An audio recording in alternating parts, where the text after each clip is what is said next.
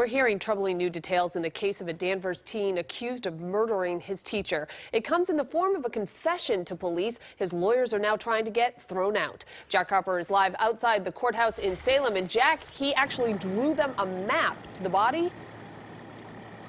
He did, JC, and he went even further than that. Look at this. This is a sketch that one of the detectives made during the interview, a rough sketch of a head and a neck. See the two slash marks right there? Detectives say Philip Chisholm filled those in to show where he had stabbed the victim.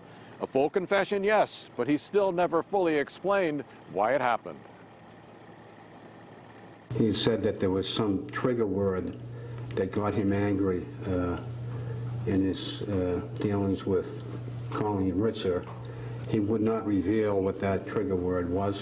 Philip Chisholm was 14 when police first questioned him about his math teacher, Colleen Ritzer, who was missing and soon would be found murdered. So he said he karate chopped her neck, which rendered her unconscious.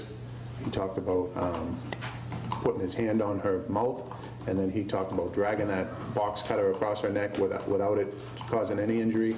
And then he said the second time, the meridian point. The defense says the teen's mother, Diana, was also pressured to make her son talk.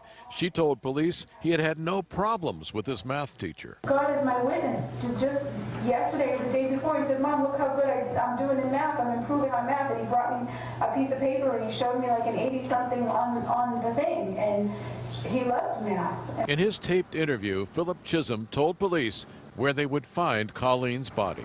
We had asked him to kind of draw us a map of the area so that we could kind of pinpoint where she would be. And who did most of the drawing? Some of this is my writing. I tried to do the school, the bigger landmarks, and then he did the actual drawing of this thing he labeled, and then he wrote body. There were some problems with this story, according to police. For example, Chisholm denied there was a sexual assault. Detectives say their tests showed that there were. In 2 weeks, this hearing will resume.